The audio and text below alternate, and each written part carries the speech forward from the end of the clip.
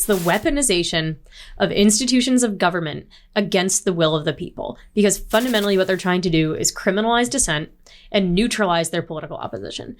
And when you've got all these quote unquote democracy respecters saying that we need to deal with disinformation because it's dangerous to democracy, what they're really saying is they want to be able to control political outcomes to a point where there is never a mystery about what voters will do, because they have defined the universe of outcomes that they will allow voters to compel.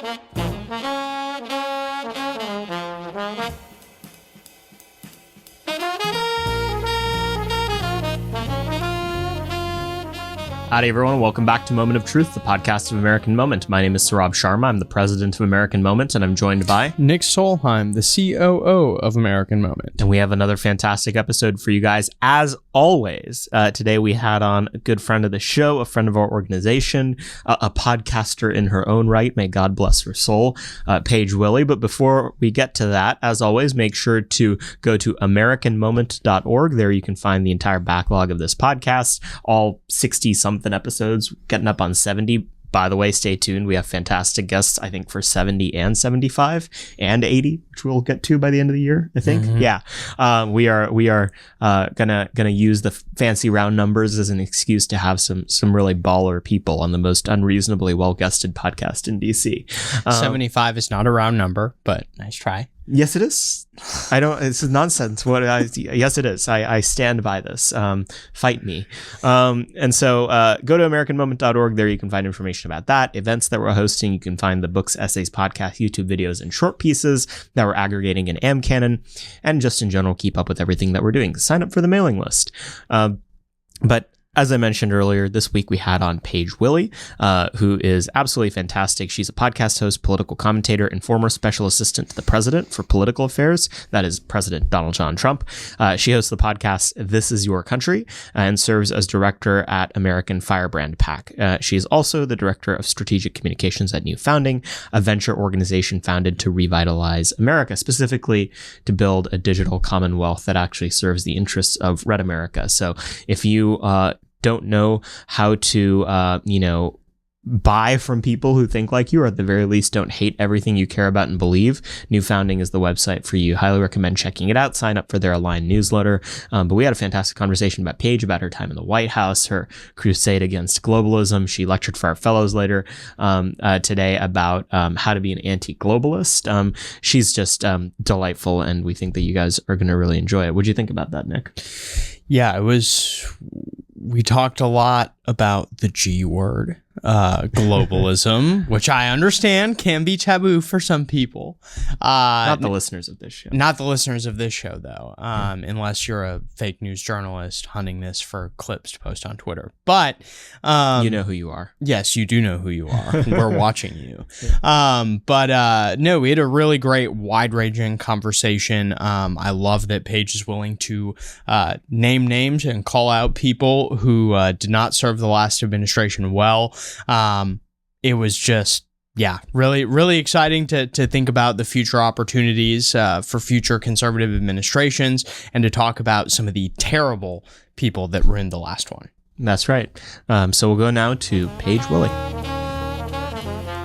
Howdy, Paige. Thank you for coming on the podcast. Happy to be here. Thanks for having me. We're very excited to tape with you. I'm a listener of your show, so this is a podcast on podcast violence episode. So it's gonna be great. The first time we did that was literally the very first episode, and we were terrible at it. Hopefully, we're better at it now. But would love to have the guests hear your background, how you got here, because I think it's an interesting one. It's one that potentially a lot of our listeners may end up taking one day.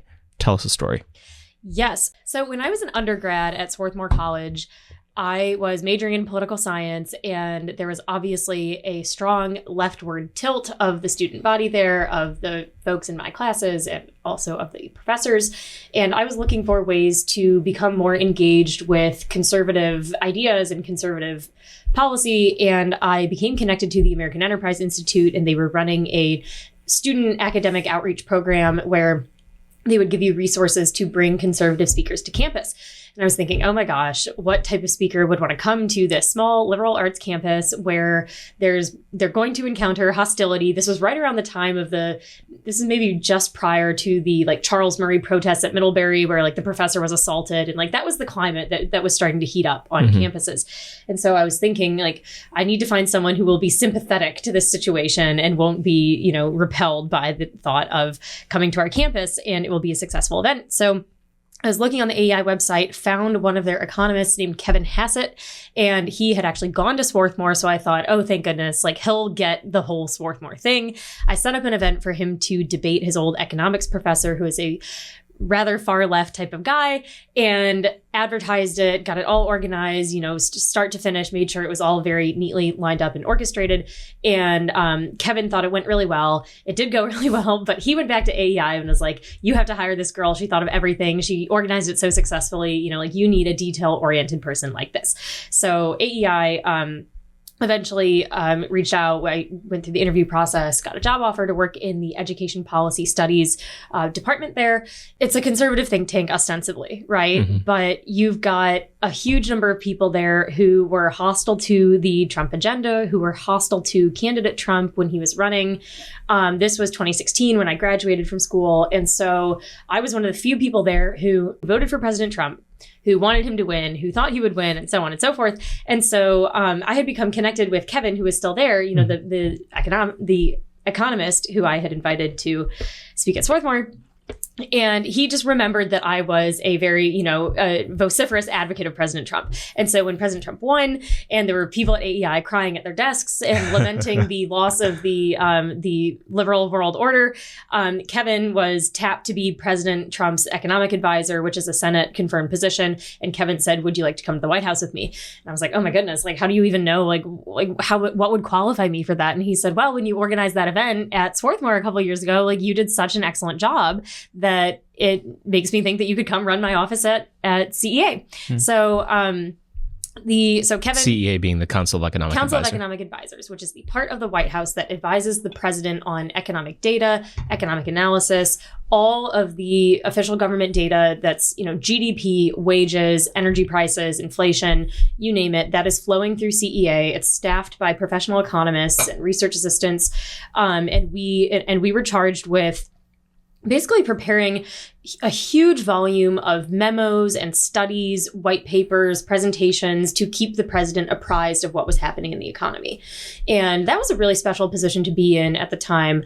Because line was going up. Because lines are going up. That's right. That was our specialty, sort of like identifying the trend lines that either started because investors and other stakeholders were looking toward sort of better economic trends starting when he was elected. So you could see a lot of trend lines actually, you know, like leading indicators like going up starting then.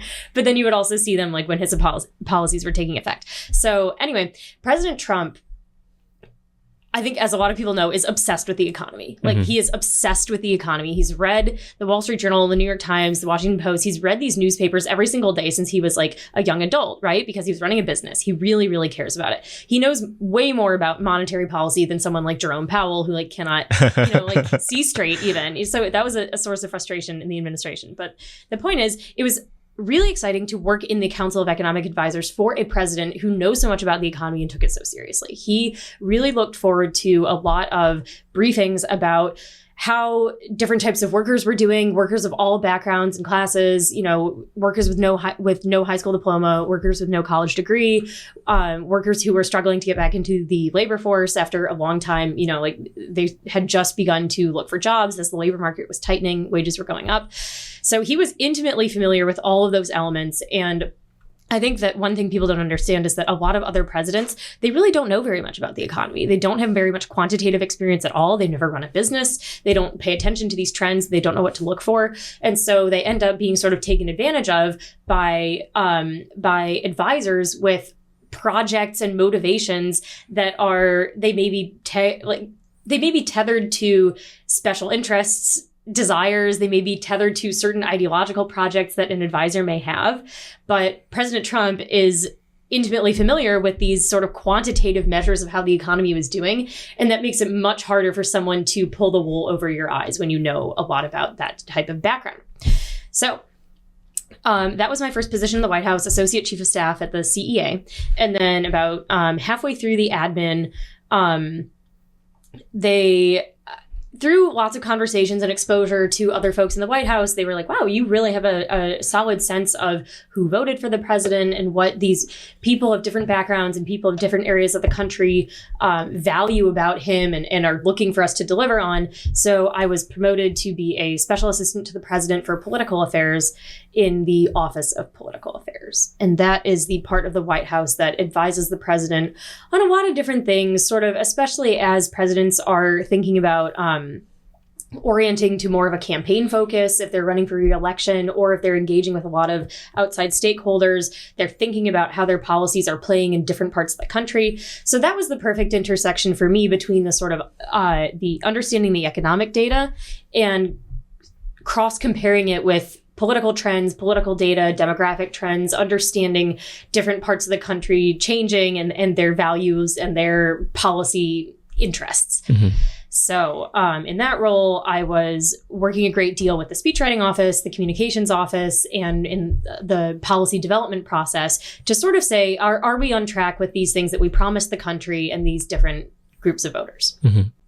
And obviously, there was the point in the administration where both at CEA and an Office of Political Affairs, things were fairly stable, fairly normal, and then all hell broke loose when COVID started. Walk us through what it was like to be in the White House when all of that began. What was your role in that process, and what did you see? Yes. So when COVID descended upon the country, the first moment of concern for me was when it was being sort of coordinated through the Domestic Policy Council, and we were getting these very ad hoc, bureaucratic, frivolous updates from the public health bureaucracy.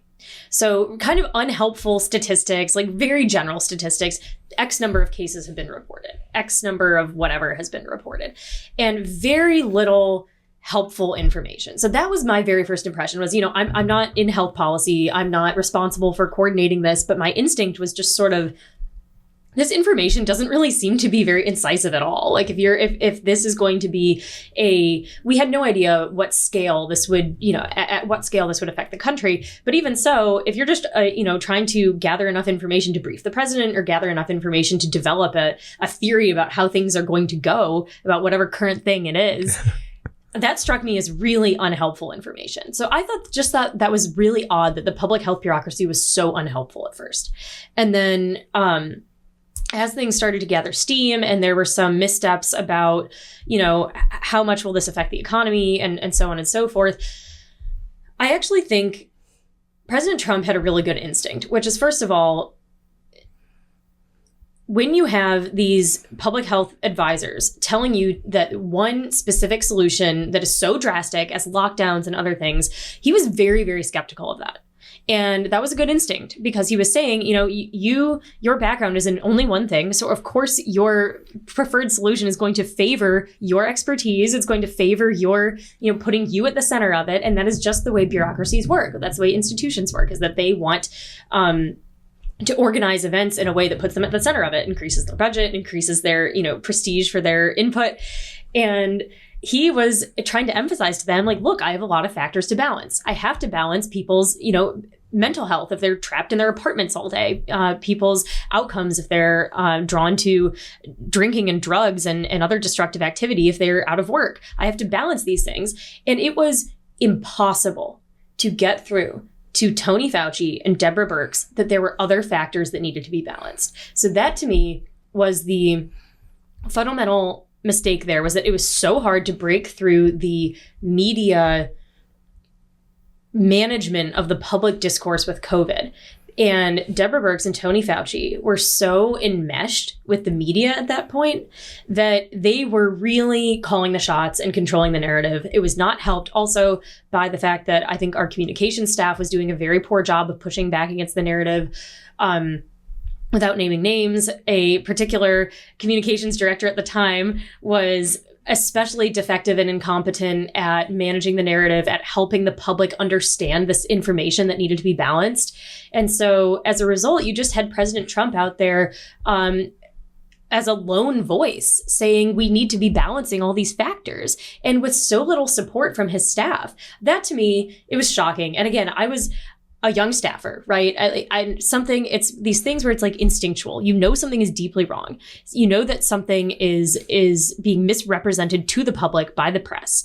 And it's very, very hard to claw that narrative back, especially when there are so many unknowns, because we did take it seriously. Of course we took it seriously. It was killing people, right? Mm-hmm. And so one element of this that gets lost is that early on in February and March, President Trump was having meetings with pharma executives saying, please invest, research and development in cures to this, remdesivir and other cures. And Nancy Pelosi was still telling people to dance around in Chinatown. So and the fact that our communication staff couldn't be bothered, in the subsequent months to say, actually, if you look back at the timeline, you'll see exactly when President Trump did all of these things to take this seriously and to act on it and to find a solution, not just prolonged house arrest for the citizens. They just couldn't manage it. So to me, that just speaks to how hostile the press is, how seriously you have to take that they want you to fail. Number two is that you have to have talented people who are up to the job of pushing back against a force so destructive. And then finally, you have to have confidence in yourself. And I think that there are a lot of White House staffers who knew something was wrong and they did not develop the confidence and sense of self to say, actually, Tony Fauci is a political actor and he's doing something wrong. And so at a micro level, when people like Fauci and Birx would walk into the room, did you get the sense that most of the White House staff, they would just get rolled by these people? They weren't up to the task of responding to them. And the other element to this is I remember a lot of very, very poorly aged conservative pundits at the time were like, yeah, Fauci's bad with Birx. She's the reasonable one. There was a lot of that going on as well. I may have even been susceptible to it just because it didn't feel like the messaging coming out was super clear. She had such great scars. Yeah, exactly. So conservative. Right, yeah. Exactly. Voice of reason. Yeah. So what was the relationship like at a micro level? Are there any stories that particularly stick out in your mind of how White House staff, even in the last year where there were better White House staff, how they ended up dealing with these bureaucrats? Yes. I would not say that the White House staff got rolled by Fauci and Birx. I would say that a lot of people were skeptical of their approach, but when you're not, we were playing on uneven turf, right? And I'll just give you an example. President Trump knows a huge amount about trade and economics, as I said.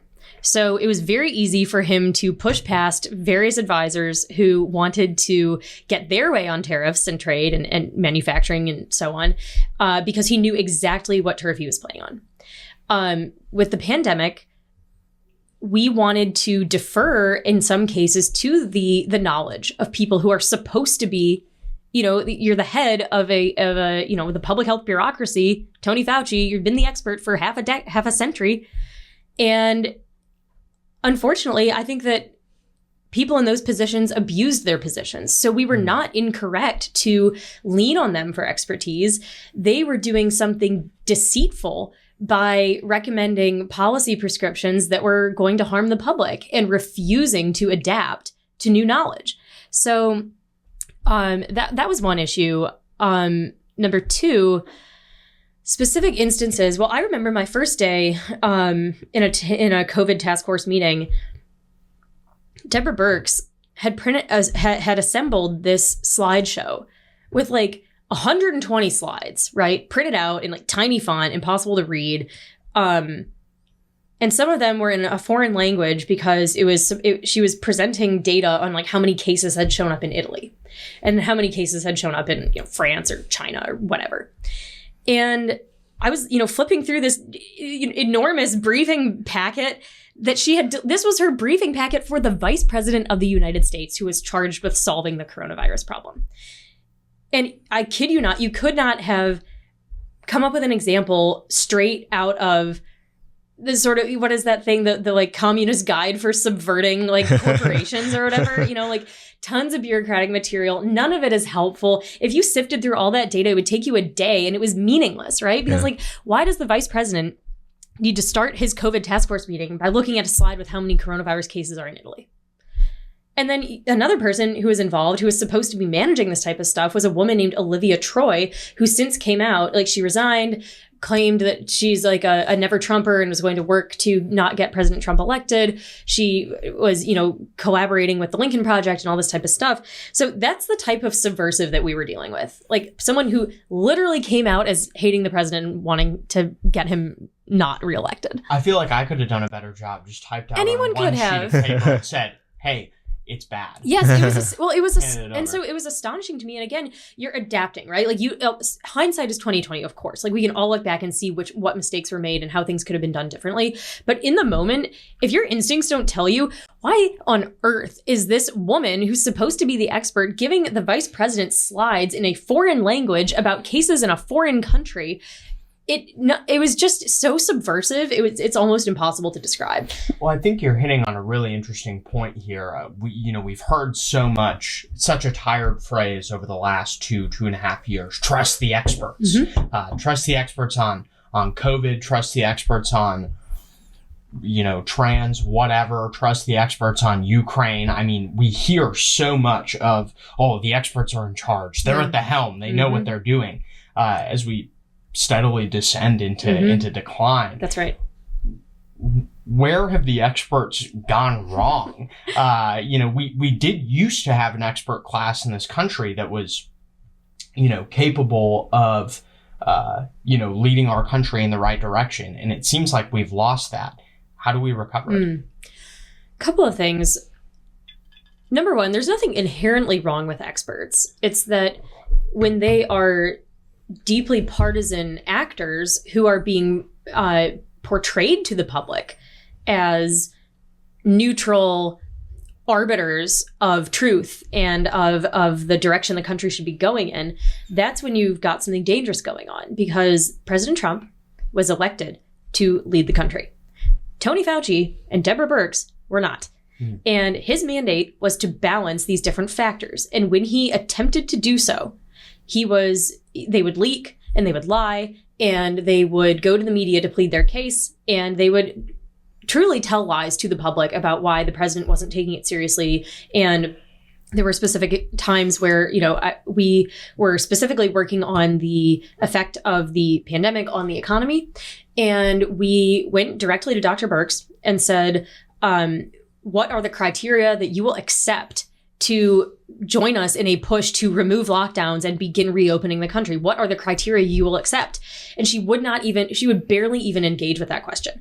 And it was almost as if Fauci or someone else had instructed, if someone asks you when this ends, it doesn't end. You do not be helpful, stonewall. It was, I don't want to, sound conspiratorial, but to the point where when you're dealing with people whose background is ostensibly in science, you should be able to have some type of, this is the type of evidence that I will accept to demonstrate, success of our intervention, or, some period of time where we can do something else. No, instead they're just going to change the definition of the word vaccine 3 times. Change the definition, change definitions, really just equivocate with the public. There's a huge amount of deception going on. So that to me was a sign that we were dealing with really problematic people, that they would not engage with our questions and discussions of how can we open back up again? What does success look like to the experts? And when they have no benchmark for that, you realize that they're doing it to consolidate power. They're doing it for a goal that is not what their stated goal is. On the other end of the ledger, there were the White House staff. And I would have loved to have said at this point that it feels like every single White House staffer that was going to come out as a traitor has done so by now. But there's like a new one every week still. So walk us through how you're thinking as you see this new news story every couple weeks of this new White House staffer that secretly hated the president and hated everything they stood for and is now making a show of themselves in the media. What were those people like when they were serving? How were they undermining the president in big ways and small ways on a daily basis? Oh, good question. I would say the biggest thing I noticed was simply lack of talent, that a lot of people who are now coming out as being subversive to the president not appreciating his agenda or working against it in their time in the administration. Lack of talent, lack of intellect. They're people who do not understand anything about why he was elected. And a lot of times they're coached to speak in these high-minded abstractions about democracy and how President Trump was a threat to democracy and how President Trump was, this, that, and the other epithet. And to me, it shows a profound lack of respect for the American voter, for the American electorate. When you are subverting the president of the United States, you are usurping the will of the people. And so whether you are doing it because you are scared, which I understand, I have sympathy in some respects for people who are so weak-minded that they're afraid of the media response if they don't betray the president. But a lot of times it's simply, it's grandstanding for personal gain. And to me, if you are now joining the whole host of institutional enemies that are hostile to President Trump, what you really are doing is renouncing his voters and saying, I know that half of the country elected this man, but I know that people who are more powerful than they are don't like him. And that's the side I'm choosing. I think, too, that there's another class of people here who, got a job in the White House as like a sinecure, and they didn't really have any like super strong opinions one way or another, just kind of coasted through their role, treated it as a 9-to-5. And then now that there's an opportunity to say, I don't know, testify in front of the January 6th committee, they are now, I was against it the whole time, and let me say all these things, and hopefully there will be some good gigs in it for me.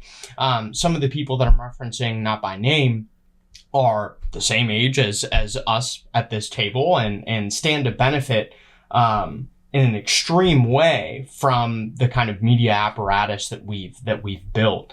How do you prevent that from happening? How do you prevent an administration from being filled with just yes men who are going to turn their back as soon as you're out of office? Well, I think it's hard to know what's in anyone's heart. You can engage in vetting to an extent, but from my personal experience, the most important thing is having some accountability mechanism in the administration itself, where people are monitoring what the staff are doing. Not in any, way out of the ordinary, but someone who's simply monitoring job performance in a way. Yeah, just like do your job. Yeah, and for example, that was not my responsibility. I was not charged with assessing who was doing their job properly, but you notice things, right? And it's sort of like, who is paying attention to this on behalf of the president and on behalf of the voters to make sure that people who are drawing their public salary and who are in these privileged positions are doing what they're supposed to, are serving the agenda and are serving the public. And a lot of times these people reveal themselves because they're preoccupied with silliness. They're preoccupied with photo ops. They're preoccupied with, collecting cufflinks and keychains from, the different Camp David, Air Force One, and so on. Challenge coins. Yeah, exactly. These people reveal themselves as being somewhat unserious. And so while that may not indicate that someone is betraying the president or working as a subversive, that's the type of just monitoring for accountability. And people are busy. There's a lot going on when you're in the White House. It's like no other place on earth.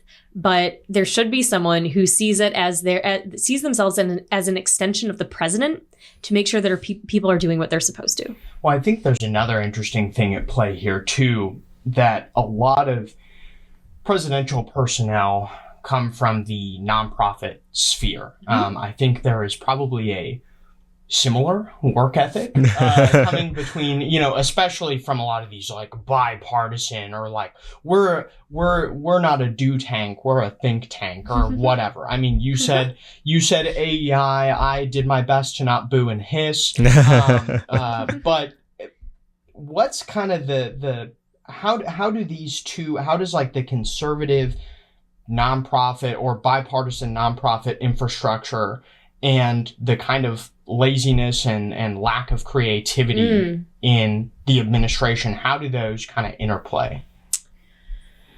I really think the issue there is lack of resolve and lack of mental fortitude. And because, especially in an administration like President Trump's, as I say, you've got every powerful institution in the country lining up to subvert you, vilify you to the public, work to make you fail. And if you're coming into that hoping that it will be sunshine and roses like the Obama administration, you are deceiving yourself. You are not correct. And you're probably not mentally equipped for what it will take to soldier through some of this. And I'm not saying this to make the staffers of the administration sound like heroes, but there was a big difference between people who just accepted that you're going to be working with a lot of hostile, institutions and entities, and people who were caving to that pressure. It really made them insecure and doubt themselves. And I think those are a lot of the people that you're seeing, get peeled off by the J6 committee and other, hostile actors. And when you come from a background in nonprofits or in just where you encounter so little resistance in your daily work life, you really are not, unless you work at it deliberately, you will not be prepared with the mental fortitude and the resolve to work through and say, I know we're getting bad press on this. It's because they hate us. Mm-hmm. If you're getting good press on this from people who want you to lose elections and want you to fail and want your voters to not have a voice, you're probably doing something wrong. Mm. What have you been doing after the administration? So after the administration, I joined up with a startup called New Founding, and we are a venture organization that addresses a number of problems in our country. Number one is that we've got a hostile corporate class that often does not serve consumers well because they do not share many consumers' values, and they are often forcing even hostile ideologies onto the consumer. The consumer feels trapped, has nowhere to go, wants better options, and not to support companies that hate them. So one thing we do is we have an investment arm that is launching a fund soon to grow and sustain more values-aligned businesses. Number two is we are fostering a commercial cultural community of folks who want to buy American. They want to buy from small businesses. They want to buy from, they are the consumers who are looking for something different. And so we coalesce them into a community with some things rolling out soon, but especially we have a newsletter called the Align newsletter that makes recommendations to readers. And we'll start rolling out more partnerships with businesses who share our values and just growing this pocket of the economy where people are demanding something different, because you're seeing people pull away from woke companies, from Netflix, from Disney, and they're looking for something else, from Nike and so on. And then on the more overtly political arena, I am now director of a SuperPAC called American Firebrand, and we put out messaging and guidance to hold the GOP accountable for. We are expecting a red wave in November, but the key thing will be, how is that red wave shaped? Will the GOP take their mandate seriously? Will they focus on an inspiring America First agenda? Or will they steward the dysfunctional status quo as the establishment tends to do? So we call ourselves the voice of the people. We fight to win. That's, in our minds, distinct from what many conservative consultancies, messaging apparatuses do. And so we are looking forward to holding the GOP accountable when they win in November.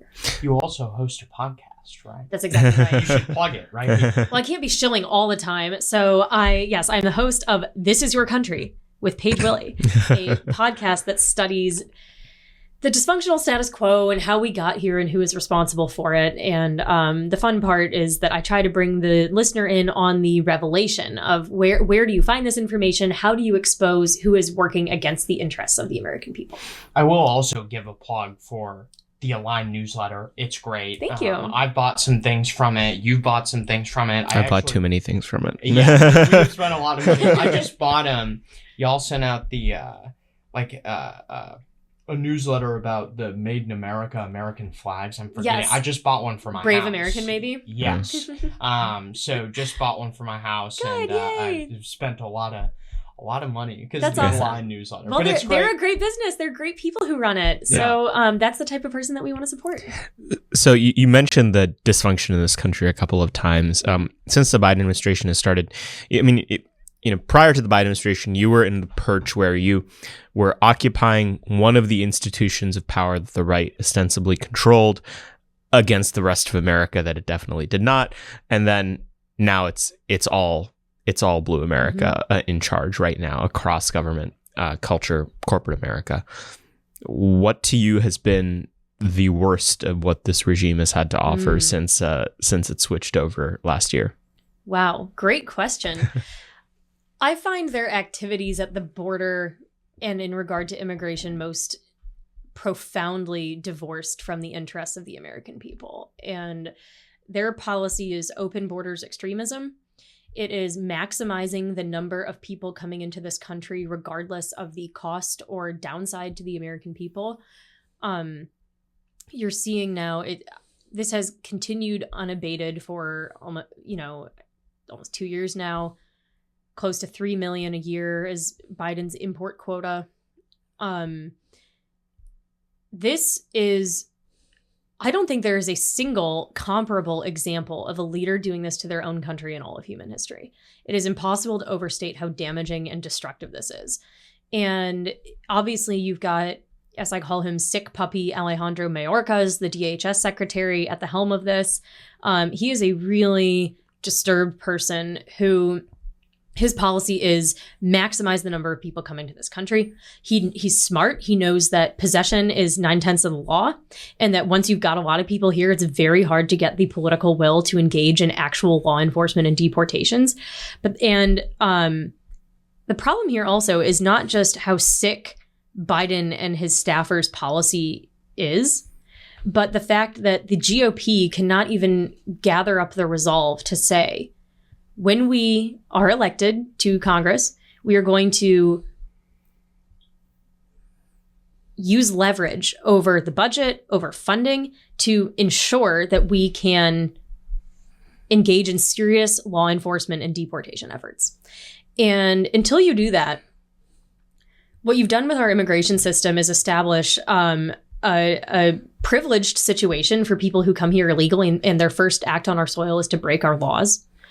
And you have made American citizens of all backgrounds, of all, situations in life, second-class citizens in their own country by saying these people came here and broke the law, and we will reorganize life in this country around their preferences.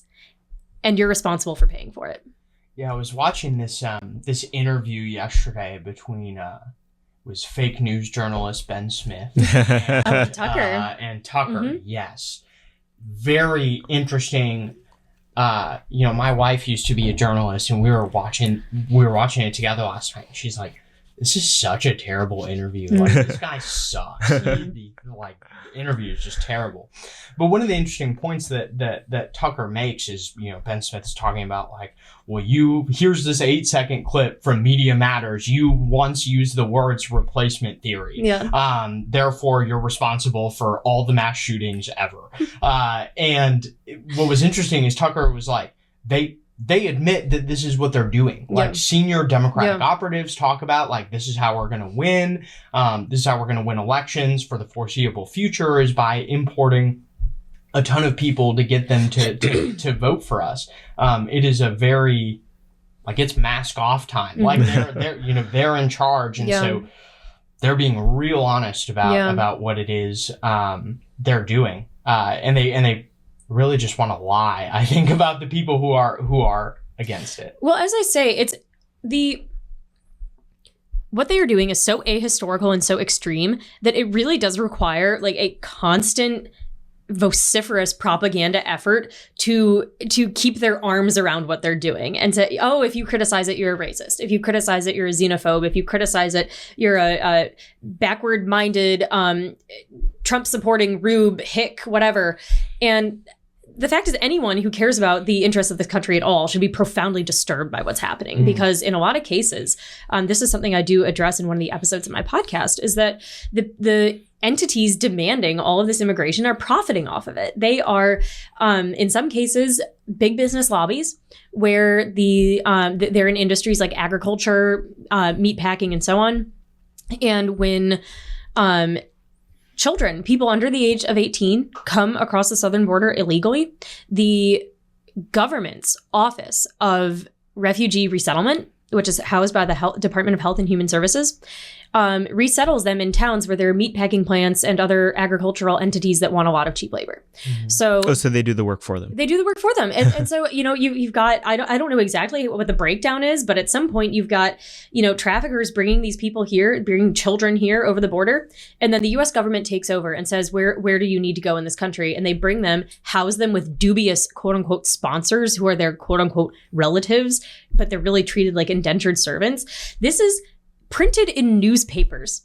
And it's always, covered. And again, this is where the propaganda effort comes in to disguise these horrors, is that it's covered as sort of a human interest story. Like, look how hard it is for people who are new arrivals to this country. Like, oh no. And it's like, your government is enabling this type of labor trafficking with public resources.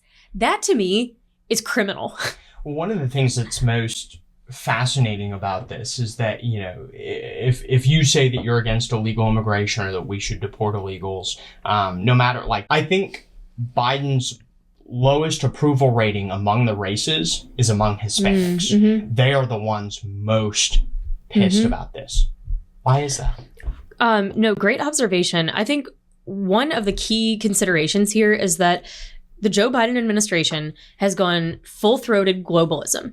And the key element of globalism that harms our country is not just foreign entanglements, not just letting corporate special interests run the game, but replacing the material well-being that the government is responsible for with policy for the country and its citizens with ideological abstractions and ideological experiments. And you will not find a less receptive population to that than people who have not a lot of disposable income, not a lot of time to be preoccupied with ideological dreams and considerations. And oftentimes that is recent immigrants, new arrivals, or people who just their values and their culture are very devoted to work, devoted to raising their families. And when you ask them to make sacrifices for ideological experiments, it is really, really repelling to them. And that's a second reason is if you're talking simply about recent Hispanic immigrants, they are, in many cases, if you just look at the demographics of it, they may have less education, they may be of a certain income level. And when you import huge waves of other workers who have share their same, they're in the same strata of education or of work skill, they are being outcompeted by millions of other people for the same positions of the same skill level and education level every single year. If you believe in supply and demand, you must necessarily agree that will drive down their wages and make them worse off. What are some of the other interest groups other than big business that are pushing for the crisis that we're seeing now in immigration? I know that there's nonprofits, there's certain wealthy people. What are some of the other interests at play? Definitely. The NGOs, especially those that are somewhat sponsored by George Soros or other folks, they've developed a business model, which is lobby the government for lax immigration enforcement, lobby the government for high volumes of refugees that brought here deliberately. Basically, their policy is maximize immigration of any status and then extract public money to, because then it's, you've got a bunch of desperate and destitute people from a foreign country here. Don't you need someone to house them and feed them and take them to where they're going? That's our job. We need a big public contract to make it happen. So that's their business model. Their business model is maximizing the number of destitute people who are displaced from their home countries to come to the United States and to use taxpayer money to subsidize it. How much of what the Biden administration has done can be ascribed to just incompetence? We had on another person who served in the administration a while back, and he said he keeps in touch with some of the careers at the agency he worked at, and he said the Biden appointees sound and feel like sometimes that they thought that they'd be able to do a vastly better job than the Trump administration did just by virtue of being in the chairs, just by virtue of their mere presence and not the mere presence of those rubes in the Trump administration. Do you think this is mostly just incompetence, or is there a real zeal to make the situation as bad as it is, especially when the administration knows they're paying a political price for it? It's both. I would say 75% malice. They are working deliberately to accomplish these policies that are making Americans worse off, replacing their interests with global considerations and ideological experiments. But secondly, a lot of these people do lack talent. They their primary concern, I actually said this on War Room last year, their primary concern is managing public relations, not in administering effective policy or doing anything competent to make the country better. They don't know anything. All they know is to like post. Like, right, exactly. So they are obsessed with managing public relations, and that's where you get a lot of these situations. You know, before inflation and gas prices even got this bad, this is a full year ago. The White House put out like a statement saying, you know, basically don't blame us for gas prices. You know, it's not our fault. It's and Putin's price you know, hike. whatever. And so that's a really odd approach, which is that you can just sort of instruct the public on what to believe, do nothing to serve them, and then berate them and abuse them when they don't accept your narrative. You know, oh, you're spreading disinformation. Just like his Biden's climate advisor, Gina McCarthy, wanted to work with Facebook and other social media companies to make it, you know, to have a policy of banning people who discuss the costs and downsides of a green energy transition, you know, berating the public into accepting things that make their lives worse. So it is incompetence. I think especially they make a lot of hires based on considerations other than talent. And this is the chickens coming home to roost. Well, I think this is, you know, part of the disintegration of the Biden administration, because I mean, there are people leaving their jobs for posts at MSNBC or whatever. Like, it seems like every other day, and it seems like a lot of it is a lack of leadership. I mean, we can tell from watching the news that, you know, Joe Biden has the mental acuity of a sweet potato. Like, I was watching this video of him yesterday. He was putting on a Medal of Honor on somebody, and he like put it on backwards. So like it was like hanging down there backward. It was just Let's hope no one asked him to draw the clock. Yeah, and we just, I mean, it's these kind of gaffes are just constant. Like, it's so clear that he's gone. But the interesting thing is, if you actually look back at Joe Biden through the years, this has kind of been his shtick. He's the uniter. He's gonna bring people together. But he's not a leader. And it's not just because he like has dementia. It's because he's never been a leader. He has always been a grandstander. He has always been an arrogant fool. He has no concept of how to negotiate for our country. And that's one reason why I also bring up their approach of devotion to globalism, is that they really believe that you can go to leaders of other countries, to Saudi Arabia when we're in a position of not a lot of leverage with them, to Putin when we're in a position of not a lot of leverage with them, and use this globalist baby talk to try and get them on our side. And, you know, it's do the right thing, join us in this fabulous transition. Everything is a moral crusade. And other leaders of foreign countries, hostile entities, it instinctively makes them realize that they are dealing with a frivolous and silly person. And so that is the key distinction between a leader like President Trump and a person like Joe Biden, is that President Trump was able to get other leaders to take him seriously. That's how he kept Putin in line. That's how when he saw the opportunity to take out Soleimani, he said, no question, like, boom, done. And this is a person who can think clearly about America's interests, who does not waste time with baby talk and silliness. And when you do that, you are indicating to people across the world stage that you are open to be taken advantage of. And that's what they hear when Joe Biden says America is open for business. They hear, oh, we can extract and pillage and plunder and deal with these deeply unserious people in ways that work to our advantage. I mean, secondly, on the incompetence question, you've also got this faith that they have that the government is staffed by fabulous experts, as we discussed, who will handle the administration of serious policymaking. And so they have the luxury of focusing mostly on public relations. So that is like a key misunderstanding there. Like, they don't understand that most of the deep state bureaucrats, people who are careers at a lot of these agencies, they don't work very hard. They don't know almost anything. Their primary focus is who can they accuse of racism or sexism or ageism so that they can have a lawsuit and then get a $1 million payout and never work again. That, like, I'm speaking from experience. I know these people and it happened. And, so they think that type of person is going to get them out of some of these messes with like some type of brilliant policy maneuver. These people are like they're like driving Uber part-time because they don't have a real job. Yeah, that That checks out. And especially during the Biden administration, it's kind of shocking how little many of these appointees. I mean, the city died after the Trump administration. They're not even here. Yes. Most of them are still working remote. The element of this that I'm still trying to figure out, I'd be curious as to your thoughts on it, is what exactly is their end game in the near term, right? Like, what is it that you're anticipating that the Biden administration is going to do when they get shellacked at the end of the year here in the midterms?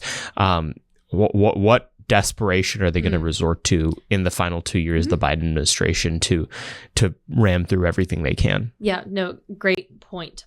Two things. One is, I think you will see a desperate and frenzied attempt to get as far as they can with their goals before they're, junked for a couple years in the midterms. So just as you say, it will be, more outrageous things like the sort of DHS disinformation board and stuff like that, where they can try and just get a toehold in on disenfranchising and silencing, impoverishing their political enemies, which is, anyone in the country who doesn't vote for them. So you will see things like that, I think, kind of getting hurriedly stood up and hoping that it won't get too dismantled if they're thrown from office. And you're also just, I think that is primarily what you'll see is victimization of the American public, retribution for rejecting them. And for, it really is at bottom, hatred for the popular will of the people. And so any attempt they can make to usurp it, to prevent accountability in the future, that is the type of stuff you're going to see. What was your read on the entire DHS disinformation board saga? I felt like every part of that story indicated a different element of American decline, from the particular kind of person that was chosen to lead it, which is emblematic of our failed ruling class, to what it was trying to do, to the fact that it was housed in DHS. Well, as someone who's been on the inside of an administration and who has strong opinions about this, what did you make of that whole saga? Well, I think one revealing element of it was, I think it was Senator Hawley was using an opportunity to question sick puppy Mayorkas about this when he was testifying in front of the Senate. He was saying, we've tried to get some documents about the hiring process. We couldn't find those, or, we were being stonewalled. Where are those documents? Can you commit to preserving them? Can you commit to, some transparency about how these decisions were made, since this is such a radical thing? Mayorkas is playing dumb. I was not consulted. These are privileged. The hiring process is internal. That's privileged. Whatever. Lots of different arguments about why he couldn't be transparent with the public about this. So, my suspicion is, whatever conversations were taking place where people were in a room saying, we need a board on disinformation, which means, monitoring information that is hostile to our goals and that enables the political opposition to have any wherewithal whatsoever. You're dealing with some deeply sick stuff, right? Yeah. And so if there is a paper trail there, it's hard in some cases to get that FOIA'd or to get it to get that information to see the light of day. But that would be really fascinating to see if they left an email trail, which they probably did. Can you imagine the difference if it had been, President Donald Trump and he, started a enemies of the people disinformation board, the be cool, and the sheer terror. Exactly. It's insane. And again, this is what I'm talking about. It's the weaponization of institutions of government against the will of the people. Because fundamentally what they're trying to do is criminalize dissent and neutralize their political opposition. And when you've got all these quote unquote democracy respecters saying that we need to deal with disinformation because it's dangerous to democracy, what they're really saying is they want to be able to control political outcomes to a point where there is never a mystery about what voters will do, because they have defined the universe of outcomes that they will allow voters to compel. Yeah, it's you've said a couple times, and I think this is a great framework, is that they'll always pick grand ideological abstractions over the material interests of the American people. And there was some commentator that was on television the other day, and he was asked about gas prices, and he was like, well, this is just the price of preserving the global world liberal order. I was like, okay, man, good luck. You're going to get fired from the administration at some point because of that, hopefully all at once. But that really does seem to be the approach that they've had. what is the right side of this? The Democratic Party by no means is a monopoly on extremely stupid ideas. What do you think the wrong path for Republicans to go down if they were to retake the majority here in 2 years and 4 years would be? And what's your picture of what a better path would look like? One of the worst things we deal with is rhino-type senators and congressmen who believe that by aiding the opposition, they will receive better treatment in the press, and that will make them, that will aid their political fortunes. And sadly, you've got a lot of that. I mean, you've got a lot of senators lining up to work with Biden and the Democrats to repeal President Trump's tariffs on China. I don't know why you would do that. It's New York Times explicitly said this is not going to have any effect on inflation. So, stop making that argument. It's a lie.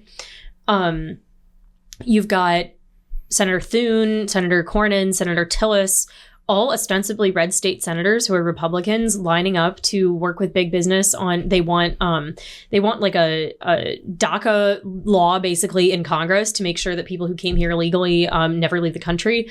They are working with the Biden administration to try and raise caps on quote unquote, legal immigration, guest worker visas and so on, which is just a wage subsidy, a centrally planned wage subsidy from the government. They're working in a lot of ways against the American people and calling it bipartisanship as if that makes it virtuous. They want to be rewarded in the press by congratulated for their lovely decorum. And the problem is, as I said earlier, is that if you're being congratulated on your decorum by people who hate you, you're probably working against against the interests of your voters. So that is a really big danger, is that they aspire for the wrong things. Number two is that the risk is that establishment Republicans will take this as a license to let special interests and other consultants sort of control the agenda. And ultimately what the shape that usually takes is not doing anything at all. Grandstanding about things, say, oh, this is why they on the campaign trail, a lot of establishment type Republicans will never commit to anything. They will not commit to like a sort of outcome that they say is favorable. They will always say, we need to hold Biden accountable for his border crisis. We need to fight inflation. And it's like, well, what does that mean? Like, what policy are you proposing? And people will say, well, they won't have complete power to make policy because they don't have the White House. And it's like, are you going to use leverage of withholding funding? Are you going to use investigations? What are you going to do to ensure that there is some measure of the will of the people taking this back? Or are you just going to get rolled? Yeah. No, I think that is the contrast that is so clear, is that one side wants to basically do whatever the Democratic Party wants to do, but slightly less in hopes that the media will praise them. And hopefully the other angle is to take a more imaginative approach and actually have a positive agenda. That's right. Paige, where can people keep up with everything that you're doing, everything that New Founding is doing? What do you have to plug? How do people find your podcast? Tell us. Yeah, it's time to plug and chill. Listeners should follow my podcast, This Is Your Country, on Apple or Spotify. You can follow me on Twitter at Midwesterner. It's spelled EUR at the end, Midwesterner. You are from the Midwest? I'm from the Midwest. I'm from Toledo, Ohio. Sign up for the Align newsletter at joinalign.us. And follow us on American Firebrand. We're on socials, and our website is AmericanFirebrand.com. That's our super PAC. You can donate, become part of the movement, because we're the voice of the people and we fight to win. Thank you for coming on, Paige. Thank you. It was delightful. Told you guys that would be a lot of fun. Thank you to Paige for coming on. Be sure to check out everything that New Founding is cooking. Be sure to check out her podcast, the Align newsletter, everything that they're doing over there. They're fantastic people. Some of our earliest friends and supporters are over at New Founding. Matt Peterson, if you are listening to this, you are a boomer. Never forget. But as always, be sure to go to AmericanMoment.org, rate and review this podcast, 5 stars only, please. It really does help us. I think we're over 125 reviews. Let's get that up past 150 by the next few weeks. And if you write a particularly interesting review, we'll be sure to read it out on the show. And if it's in the form of a question, we'll gladly answer it. Thank you guys, as always, for listening, and we will see you next week. Moment of Truth is an American Moment Studios production filmed at the Conservative Partnership Center. Our podcast is produced and edited by Jake Mercier and Jared Cummings. Our intro music is A Minor Struggle by Ryan Serenich. Don't forget to like and subscribe on all platforms, and you can go to AmericanMoment.org to learn more.